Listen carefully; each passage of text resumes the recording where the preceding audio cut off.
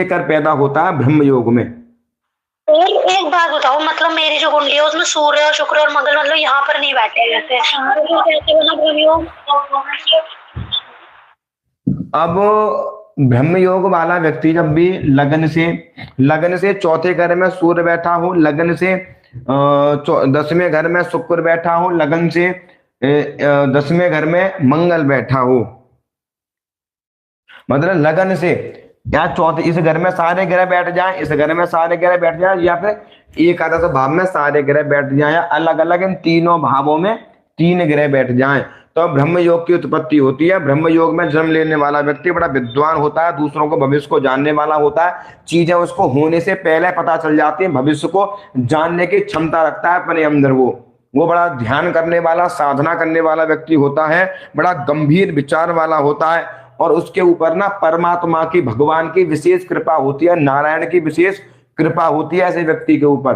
भगवान को बहुत ज्यादा मानता है, भगवान की कृपा उसके ऊपर ज्यादा प्राप्त होती है, उनके इतना आत्मविश्वास होता है व्यक्ति को भगवान के ऊपर, जब व्यक्ति ब्रह्म योग में पैदा होता है। और ब्रह्म योग बनता कैसे है, यहां मैंने आज बता दिया। लग्न से चौथे घर में शुक्र बैठा हो, लगन से 10वें घर में शुक्र हो, लगन से एकादश भाव में मंगल हो, यानी इन 3 भावों में शुक्र, सूर्य और मंगल, ये तीनों ग्रह जब स्थापित होते हैं अच्छी कंडीशन में, शुभ कंडीशन में, तब ब्रह्म योग की उत्पत्ति होती है।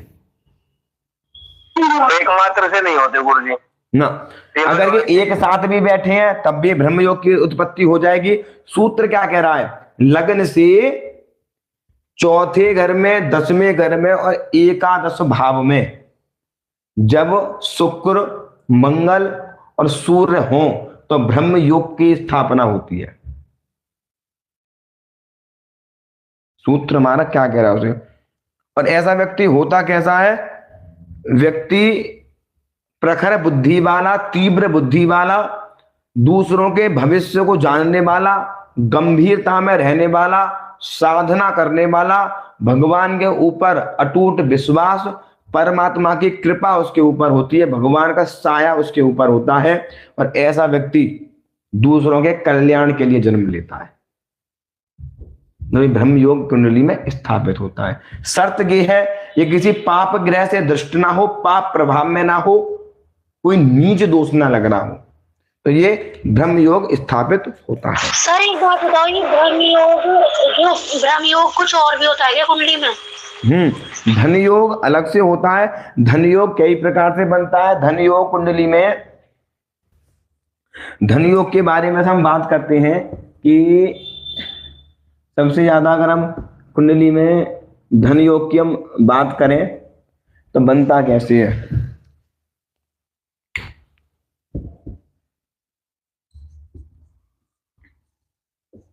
धन योग, धन योग कई प्रकार से बनता है। सबसे ज्यादा धन योग बनता है शुक्र से बनता है, चंद्रमा से भी बनता है, और एक धन योग बनता है दूसरा घर और लाभ घर का मालिक एक साथ बैठ जाए, ये शुभ स्थिति में केंद्र और त्रिकोण में बैठ जाएं, तब भी लक्ष्मी योग की उत्पत्ति होती है, तब भी लक्ष्मी योग बनता है। और महालक्ष्मी योग कब बनता है, नवम और लग्नेश एक साथ हो और चंद्रमा की और शुक्र की उनके ऊपर दृष्टि हो, तब एक लक्ष्मी योग का निर्माण होता है। और लक्ष्मी योग के निर्माण में व्यक्ति हमेशा अच्छी चीजें प्रदान करने वाला होता है। अब बात करते हैं कि मेष लगन की कुंडली में धन योग कैसे बनेगा। तो धन भाव का स्वामी शुक्र और इस लाभ भाव का स्वामी शनि अच्छी कंडीशन में केंद्र या त्रिकोण में बैठ जाए, जैसे मान के चलिए शुक्र और एक शनि। अब इस कुंडली में शुक्र धन भाव का स्वामी है, शनि लाभ भाव का स्वामी है, ये जब केंद्र में एक साथ बैठ जाएं और इनके ऊपर बृहस्पति की पूर्ण दृष्टि पड़ जाए, लक्ष्मी योग स्थापित होता है। इस लक्ष्मी योग में जन्म लेने वाला व्यक्ति अधिक धनवान होता है। लक्ष्मी योग का मतलब क्या है? अब लक्ष्मी योग का मतलब ये नहीं है कि व्यक्ति को बहुत ज्यादा धन आए, पैसा का लक्ष्मी होने के। लक्ष्मी योग का मतलब ये होता है कि व्यक्ति के जीवन में मान सम्मान बहुत ज्यादा रहेगा, पैसे की कमी कभी नहीं आएगी। ऐसा व्यक्ति कंगाल घर में जन्म लेगा तो वहां दिन चौगुनी रात होती चली जाएगी। आपने देखा होगा, आपने सुना भी होगा कि भाई हमारे घर में बेटी हुई है, तब से अधिक हमने उन्नति करी है। कई मैंने परिवार ऐसे देखे हैं, कि भाई भाई घर में कोई बच्चा पैदा हुआ, उसकी कुंडली में लक्ष्मी योग है, तो उसे पैदा होते तरक्की पर तरक्की, तरक्की पर तरक्की व्यक्ति करते चला जाता है। लक्ष्मी, मान सम्मान, रिस्पेक्ट, वैल्यू, परिवार, हर चीज ये लक्ष्मी आती है। ये नहीं है कि पैसा ही पैसा, पैसे की स्थिति अच्छी बनी रहती है। हमेशा ऐसे व्यक्ति के पास पैसा कहीं ना कहीं से आता रहता है, बढ़िया बिजनेस करने वाला होता है, पैसे का लाभ भी इसको मिलता है जब कुंडली में लक्ष्मी योग बनता है। धन योग, तो धन योग बनता कैसे है, बात समझ में आ गई? जैसे अब बृहस्पति ए यहां बैठा हो, बृहस्पति यहां बैठ कर बृहस्पति इसको देख ले, तब जाकर धन योग बनता है कुंडली में। आज हम एक विशेष योग के बारे में और हम बात करते हैं, जो आपने देखा होगा, पत्नी त्याग योग। पत्नी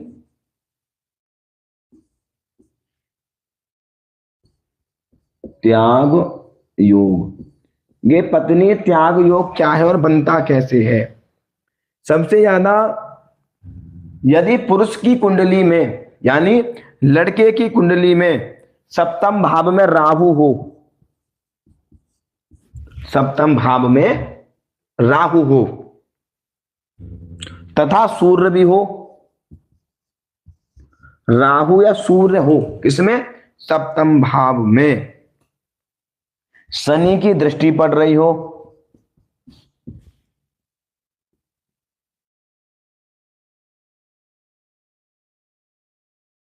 शनि की दृष्टि पड़ रही हो,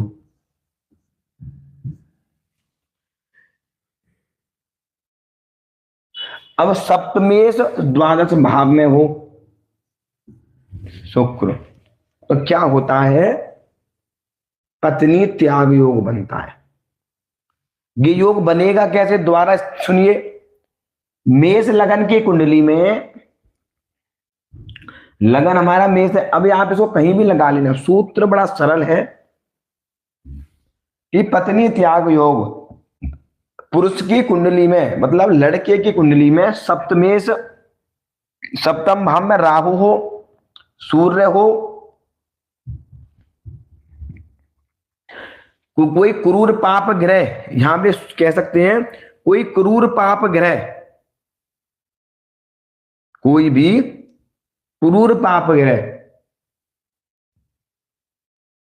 ये सप्तम भाव में हो, शनि की दृष्टि हो। अब शनि लगन से सप्तम दृष्टि से देखे, दसम दृष्टि से देखे या तीसरी दृष्टि से इस घर को देखे, और इस घर का मालिक यानी शुक्र अगर 12 में घर में बैठा है तो ये पत्नी त्याग योग बनता है। ऐसा जातक अपनी पत्नी को त्याग देता है, डिवोर्स दे देता है, तलाक दे देता है, पत्नी को छोड़कर किसी और के साथ में रिलेशन में रहने लग जाता है, ये बनता है पत्नी त्याग योग। अगर पुरुष की कुंडली में सप्तम भाव में राहु हो, कोई क्रूर पाप ग्रह हो, सूर्य हो, मंगल हो, शनि उसको देखे और सप्तमी 12वें भाव में चला जाए, शनि की दृष्टि पड़ जाए, तो पत्नी त्याग योग होता है। इस योग से व्यक्ति पत्नी को त्याग देता है, मैरिज में मैरिड लाइफ खराब हो जाती है, डिवोर्स तक बात हो जाती है, ससुराल में रिस्पेक्ट वैल्यू बिल्कुल नहीं मिलती है, समस्या अधिकतर व्यक्ति की कुंडली बनी रहती है।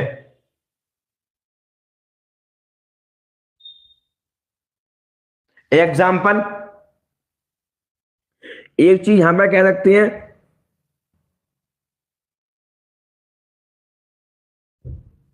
अब इसको आप दोनों चीज में देख सकते हैं। अब ये तो बात हो गई पुरुष की, अब बात हो गई स्त्री की। स्त्री की कुंडली में भी सेम कंडीशन बन जाए तो वो स्त्री पति को त्याग देगी।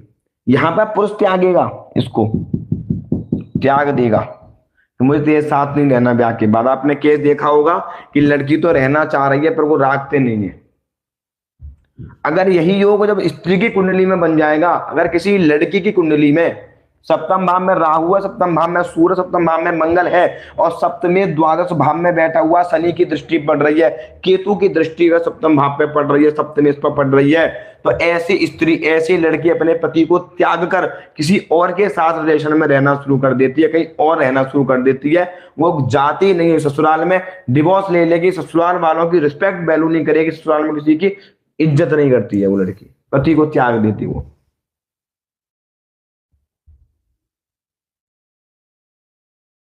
तो पति त्याग योग, पत्नी त्याग योग ऐसे बनता है। आज एक योग के हम बारे में बात करेंगे कि अब आपने देखा होगा कि गुरुजी ये वाला जो योग है, जैसे पत्नी की कुंडली में बना तो पति जाता है और पति की कुंडली में बना तो पत्नी जाती है। हाँ, मतलब ये पार्टनर त्याग देगा, ये पार्टनर त्याग देगा, मतलब त्याग डिवोर्स हो जाएगा, तलाक हो जाएगा, वो पति त्याग छोड़ देगा। अब आजकल तो डिवोर्स ही हो रहे हैं, वही मान लीजिए वही त्याग योग बनता है। नहीं मतलब जैसे पति की कुंडली है और उसके 7th हाउस में ये बन रहा है तो क्या होगा, पत्नी छोड़ेगी। हाँ, छोड़ देगी वो त्याग को। हाँ वही तो छोड़ देगी वो, मतलब उसको चीजें बर्दाश्त नहीं होंगी और वो इसको छोड़ देगी।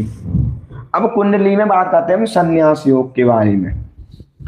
मैं आज आपको बड़ा महत्वपूर्ण योग बताऊंगा।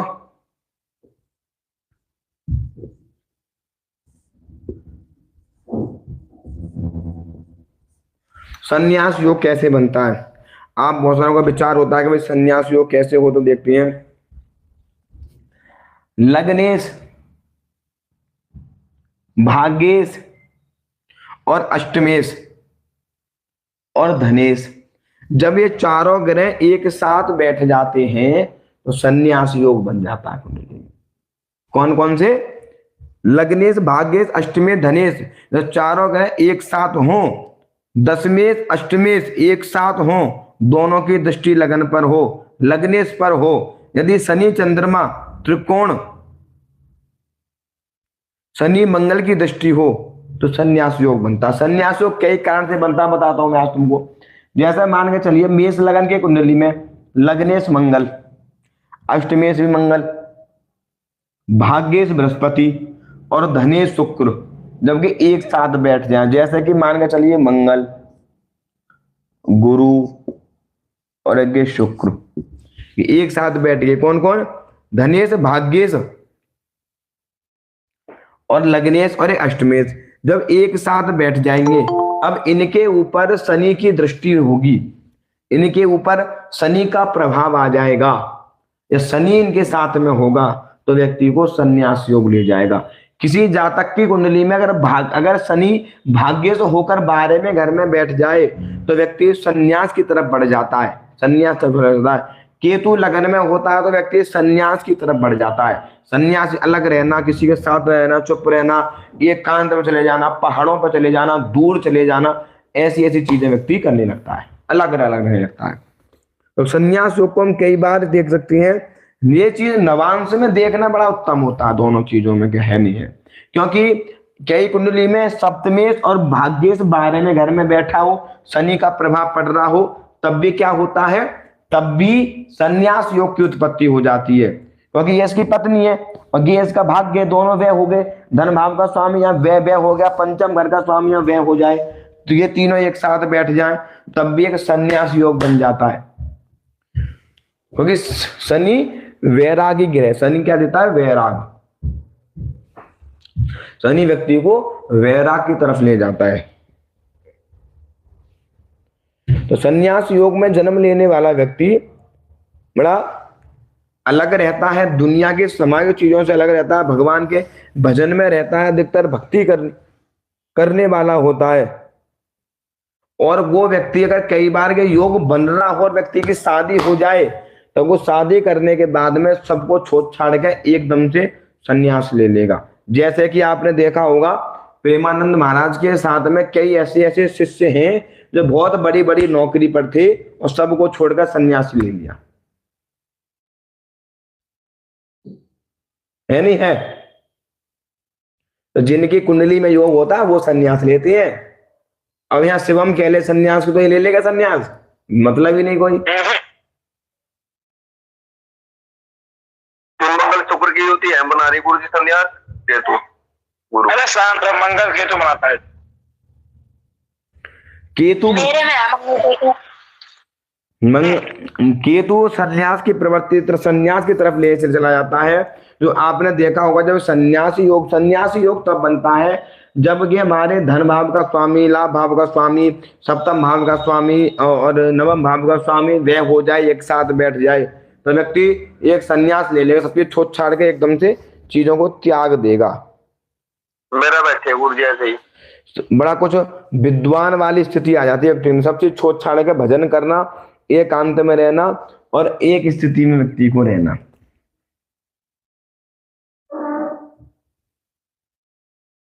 अब डिपेंडेंट एक चीज और करती है यहाँ पर कि देखो योग एक तो व्यक्ति उस चीज को मन में निर्धारित कर रहा है कि हाँ कि भाई मैं सन्यास ले लूं,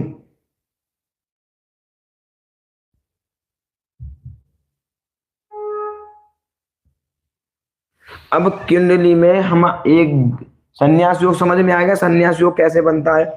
तो हम अब एक योग के बारे में और आपसे बात करेंगे। एक चीज और बात करते हैं कुंडली में, सर्प योग।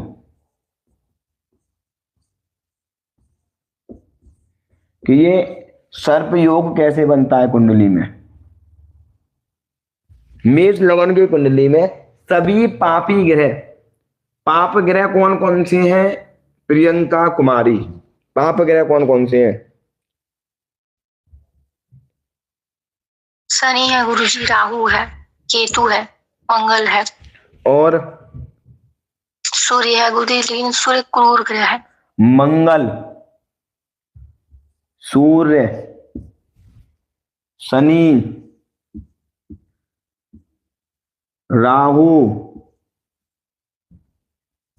केतु और क्षीण चंद्रमा।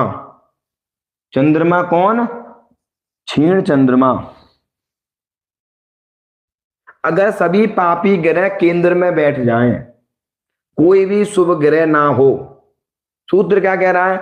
सर्प योग की स्थापना कुंडली में कब होती है? जब कोई भी पापी ग्रह, सभी पापी ग्रह केंद्र में हो, कोई भी शुभ ग्रह केंद्र में ना हो, कोई भी शुभ ग्रह उनको ना देख रहा हो, तो ये सर्प योग बनता है। सर्प योग वाला व्यक्ति बड़ा करोड़पति बनता है।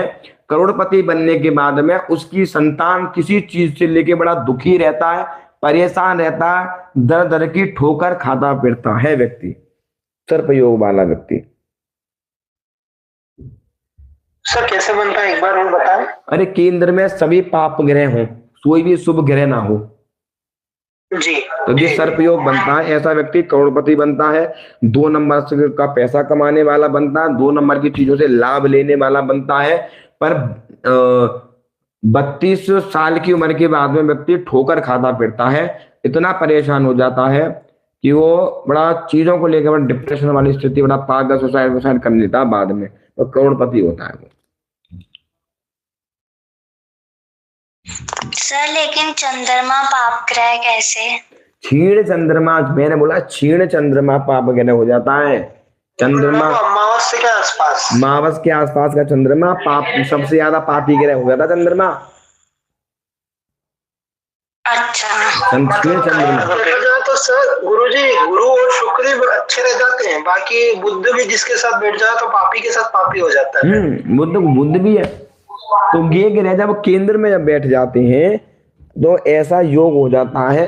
कंडीशन कोई भी शुभ ग्रह ना हो, वो शुभ ग्रह बैठ जाए तो ये दोष भंग हो जाएगा फिर योग।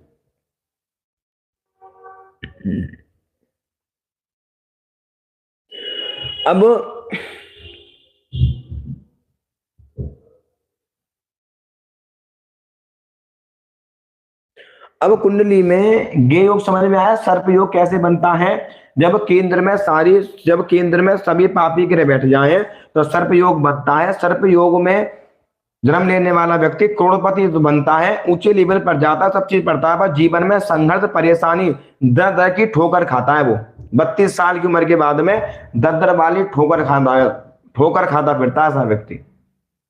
क्योंकि सर्प योग बना हुआ है तो वो जीवन में जहां भी जन्म लेगा तो परिवार में धन संपत्ति ऐश्वर्य का तो आगमन बहुत ज्यादा होगा। वो व्यक्ति 32 साल की उम्र में धक्के खाएगा, परेशानी होगी, चीजें बड़ा बेकार उसकी चीजें रहेंगी, कोर्ट कचहरी में लगा रहेगा, वो इन सब के मैटरों में पड़ा रहेगा ऐसा व्यक्ति जब कुंडली में सर्प योग होता है। कुंडली में कुलवर्धन योग, कुलवर्धन योग,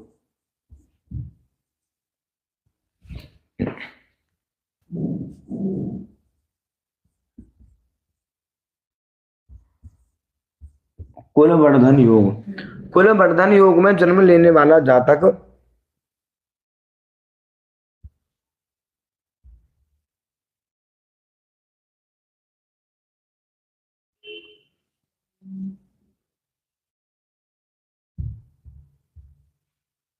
सभी ग्रह, सूत्र क्या है?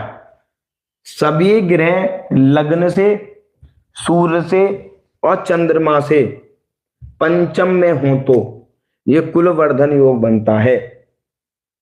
जैसे लग्न से पंचम में हो चंद्रमा, चंद्रमा से पंचम में सूर्य हो, सूर्य से पंचम में शनि हो या राहु हो और भी ग्रह हो, लग्न से, सूर्य से और चंद्रमा से अगर पंचम में सभी ग्रह आ जाएं तो ऐसा कुलवर्धन योग बनता है। और उस कुलवर्धन योग में जन्म लेने वाला व्यक्ति बड़ा अच्छा माना जाता है, ऐश्वर्यमान माना जाता है, कुल को बढ़ाने वाला होता है और अपने दम पर एक साम्राज्य खड़ा करता है, अपने कुल का नाम करता है। कुल में ऐसा बनेगा कि वो कार्य उसकी पीढ़ी में किसी ने नहीं किया होगा, अपने कुल को बाहर ले आएगा, उसको कुलवर्धन योग बनता है। जैसे मान चले कह सकते हैं हमारे बागेश्वर वाले, उन्होंने भाई कई बताते हैं स्थितियां ऐसी रही, परेशानी संघर्ष में रहा, और एक ऐसा योग बना, उन्होंने चीजें कहां से कहां पहुंचा दी कम उम्र में। इतना ऑल इंडिया मतलब पूरा भारतवर्ष उन्हें जानता है, बच्चा बच्चा उन्हें जानता है, तो वो कुलवर्धन योग बनता है।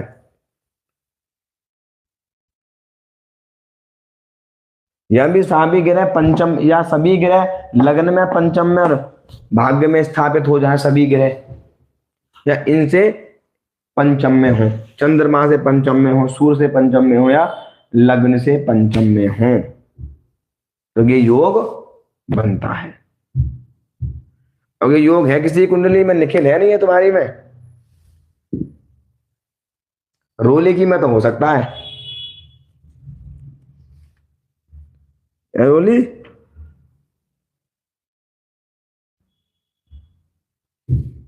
सोनम तेरी में है नहीं? नहीं सर। निहारिका तेरी में? नहीं। प्रियंका तेरी में है नहीं है?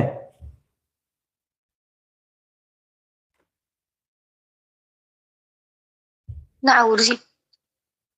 किसी की में नहीं है? मेरी मतलब गुरुजी सारे एक जगह ही बैठे हैं, गुरुजी करें तीन हो। अब निहारिका के कुंडली में तो योग कम है, दोष ज्यादा है।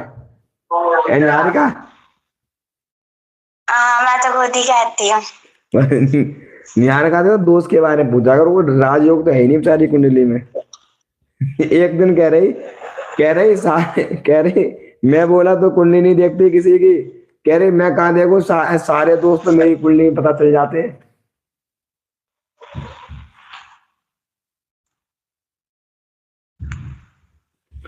अब देखो और एक अब बताते हैं अल्पायु योग।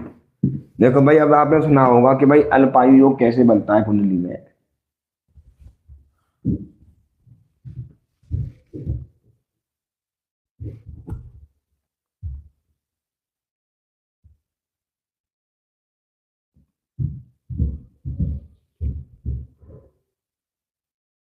अल्पायु योग चंद्रमा अधिकतर बनाता है। लग्नेश और चंद्रमा, लग्न और चंद्रमा, अल्पायु योग में लग्न और चंद्रमा दोनों पाप प्रभाव में आ जाए, राहु केतु शनि के प्रभाव में आ जाए तो अल्पायु योग बनता है। लग्नेश अष्टम में हो, चंद्रमा भी अष्टम में हो, राहु शनि का प्रभाव हो, तब भी अल्पायु योग बनता है। ऐसे जातक की मृत्यु निश्चित हो जाती है। चौथे घर में राहु बैठा हो और अष्टम घर में चंद्रमा बैठा हो और लग्नेश पाप प्रभाव में होता है तो तब भी अल्पायु योग बनता है। इस योग में जन्म लेने वाला जातक छोटी उम्र में, पैदा होने के बाद में 5 साल की उम्र में, 12 साल की उम्र में उसकी मृत्यु हो जाती है। जल में डूबने से, बीमारी से, किसी ना किसी कारण मृत्यु हो जाती है। यह सूत्र कहा गया है। चौथे घर में राहु और अष्टम में चंद्रमा हो, लग्नेश पाप प्रभाव में हो तो महादेव भी रक्षा ना करे तब भी ऐसा व्यक्ति बचता नहीं है। अल्पायु योग बनता है। अल्पायु योग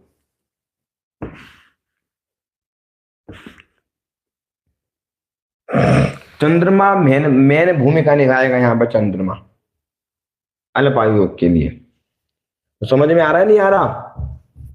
सर एक बार दोबारा बताना, राहु और चंद्रमा कहाँ पर हो?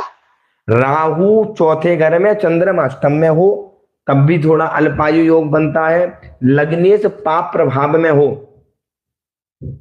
लग्नेश शनि के साथ दृष्ट हो, लग्नेश खराब हो, लग्नेश पर शत्रु ग्रहों की दृष्टि हो तो अल्पायु योग बनता है। इसमें 2 कारण है। लग्नेश चंद्रमा के साथ ही हो?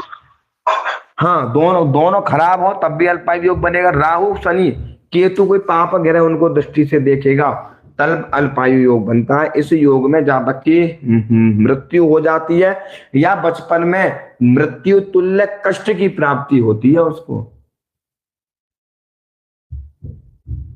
मृत्यु तुल्य कष्ट की प्राप्ति उस जातक को होती है।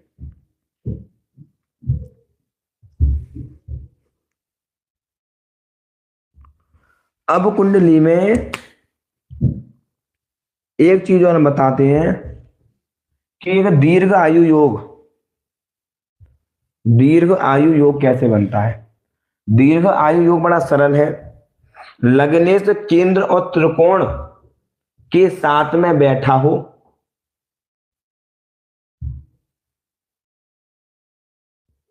तो दीर्घ आयु योग बनता है। दीर्घ आयु योग लग्नेश केंद्र और त्रिकोण के साथ में हो, बृहस्पति की दृष्टि हो, बृहस्पति के साथ में हो तो अल्प आयु योग बनता है। कुंडली में प्रीत योग,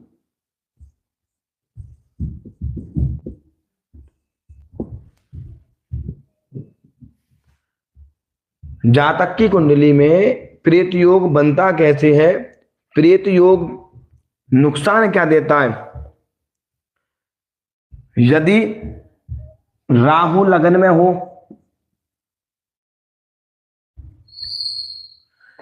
चंद्रमा के साथ में राहु हो, लग्नेश राहु के साथ में हो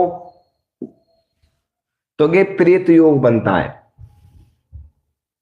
इस प्रेत योग में जन्म लेने वाला व्यक्ति बहुत ज्यादा परेशान होता है, भूत प्रेत वाली चीजों से परेशान होता है और अकाल मृत्यु व्यक्ति की हो जाती है। भूत प्रेत के चक्करों में आकर व्यक्ति की मृत्यु हो जाती है। व्यक्ति सुसाइड कर लेता है, व्यक्ति आत्महत्या कर लेता है, व्यक्ति कट जाता है, जहर खा लेता है, अनंत प्रकार की समस्या कर लेता है। यदि दशम भाव का स्वामी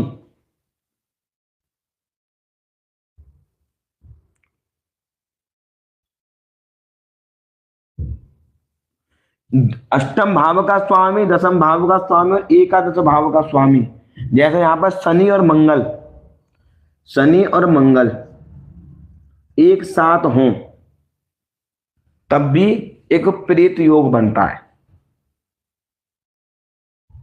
प्रेत योग में जन्म लेने वाला व्यक्ति बहुत ज्यादा परेशान होता है, बहुत ज्यादा चीजों में संघर्ष उसको झेलना पड़ता है। घर में भूत प्रेत वाली चीजें आ जाती हैं, घर में बड़ा संघर्ष होता है, हर चीज को लेकर व्यक्ति के मन में बड़ा एक डर विशाल वाली चीजें हमेशा चलती रहती है। कैसी चीजें? एक डर विश्वास वाली चीजें हमेशा व्यक्ति के मन में चलती रहती है। बात समझ में आई नहीं आई किसी को? तो ये बड़ा एक महत्वपूर्ण योग थे जो मैंने आपके बारे में बताया। उसमें हमेशा ये ध्यान रखिए, लग्न कहाँ है, लग्नेश कहाँ है, चंद्रमा कहाँ है। प्रेत योग तो कुंडलियों में आप देखना कि व्यक्ति की लाइफ में संघर्ष क्यों है। दशा बढ़िया चल रही है, दशा अच्छी चल रही है, तब भी साले को लाभ नहीं मिल रहा, तो कहीं प्रेत योग तो नहीं बना हुआ, प्रेत दोष तो नहीं लगा हुआ कुंडली में। लग्नेश अष्टम में हो, अष्टमेश लग्न में बैठा हो, चंद्रमा राहु के साथ में हो, लग्नेश राहु के साथ में बैठा हो, तो वो पिशाच यानी प्रेत दोष लगा हुआ है उसके यहाँ, प्रेत दोष। अकाल मृत्यु घर में बहुत ज्यादा हो जाएंगी, अकाल मृत्यु बहुत ज्यादा करा देगा, देख सकते बहुत ज्यादा अकाल मृत्यु की तरफ ले जाएगा व्यक्ति को। ये राहु किसी के भी लगन में होगा सर? कहीं भी राहु, राहु तो देता ही, अब राहु प्रारब्ध होता है, राहु की महादशा जीवन। मेरे घर में सबकी ज्यादातर अकाल मृत्यु है। फिर बेटे ये मेरे घर में प्रेत योग है, मतलब ये 8वें का स्वामी, मतलब 10वें का स्वामी और 8वें में 7 है, और लगन में राहु है, और लग्नेश 8वें में बैठा है, और 10 के 7 में बैठा है। 10वें का स्वामी भी मेरा मतलब वही जो 8 में बैठा है चंद्रमा के साथ। फिर बेटे ये पंडित पवन गौड़ ने जो कह दिया ना, पत्थर लगी रहा, योग बना तो बना है। और प्रेत योग में जन्म लेने वाला व्यक्ति घर में अकाल मृत्यु होती है, समस्या हमेशा बनी रहती है। अकाल मृत्यु ऐसी होती है, कई बच्चे पैदा होते 5 साल की उम्र में खत्म हो जाएंगे, कई बच्चे 10, 12, 15, 20 साल की उम्र में खत्म हो जाएंगे, कई बच्चे 18 से लेकर 38 साल तक की उम्र में खत्म हो जाएंगे। अकाल मृत्यु में अधिकतर जल क्या है, कोई जल क्या खत्म हो जाना, आग लगा लेना, कट जाना, जहर खा लेना, बीमारी मर जाना, भूत प्रेत वाली चीजों में मर जाना, ऐसी संभावना बनती है। और उस जात जिसकी कुंडली में होता है ना, वो जातक की भी अकाल मृत्यु ही होती है, ये भी निश्चित है, अकाल मृत्यु होनी है। मेरी में भी है, बस तो मेरी में मैंने आपको सोनम दीदी उस दिन वो पढ़ के दिखाई थी ना, उसमें क्लियर उन्होंने लिखा हुआ है कि ऐसे व्यक्ति की अकाल मृत्यु, और वो उससे होती है हार्ट फेल से, मतलब मेरी उसमें लिखा हुआ था, और मेरे घर में सबकी हार्ट फेल से ही हुई है, और मेरी कुंडली में लिखा हुआ है। नहीं बनता है ये योग, मतलब अकाल मृत्यु, कैंसर हो जाना, बीमारी हो जाना, हार्ट अटैक हो जाना, पैरालाइसिस हो जाना, ट्रक से मर जाना, एक्सीडेंट हो जाना, वो योग बनता है। घर में आर्थिक स्थिति बहुत ज्यादा खराब रहती है, घर में तनाव वाली स्थिति हमेशा बनी रहती है, लड़ाई झगड़े कलेश हमेशा घर में बनी रहती हैं, किसी के साथ में संबंध बहुत बढ़िया नहीं चलते। और जब ये योग बनता है ना, तो आपस में ही घर के लोग एक दूसरे को मार भी देते हैं। ऐसी तो बस मैं ही हूँ घर में। और जैसे जातक की ऐसा जातक बता दूं, सुन, अकाल मृत्यु होते होते कई बार बचता है। और ध्यान दे, ऐसा व्यक्ति 5 वर्ष की अवस्था के पास में, 8 वर्ष की अवस्था में, 12 वर्ष की अवस्था में, 18 वर्ष की अवस्था में मृत्यु तुल्य कष्ट मिलता है। कई बार व्यक्ति मरते मरते जिंदा हो जाता है, बिल्कुल मतलब गया काम खत्म, बिल्कुल ऐसी कंडीशन बनाता है प्रेत योग। बीमारी रिपोर्ट में नहीं आएंगी। बिल्कुल सही कह रहे हो सर, बीमारी रिपोर्ट में नहीं आएंगी, टेस्ट कराते रह जाओगे, डॉक्टर भी ढूंढता रह जाएगा बीमारी गई कहां। कौन निखिल? मुझे तो डॉक्टर ने ये बोल दिया, यही पागल बना रही है, इसकी तो कोई बीमारी नहीं आ रही, इसे ले जाओ यहाँ से। क्यों निखिल? निखिल है ही नहीं क्लास में, क्या ही ज्योतिषी बनेंगे। जी गुरु जी, जी गुरु जी। मैंने जब प्रेत योग बनता है तो उसकी बीमारी डॉक्टर भी नहीं ढूंढ पाता। हाँ, वो टेस्ट सारे नॉर्मल आते हैं सर, रिपोर्ट नॉर्मल आएंगे, बिल्कुल नॉर्मल आएंगे, डॉक्टर सारा थक जाएगा, परेशानी बनेगी। ये मैंने देखा है, अभी की बात है, ये तो मैंने कितने प्रत्यक्ष प्रमाण देख चुका हूं, मैं प्रत्यक्ष लोगों को बताता हूं, मैं आई दिन की समस्या रहेगी और मैं कई हल भी कर चुका हूं। एक लड़के की उम्र 18 साल, लड़के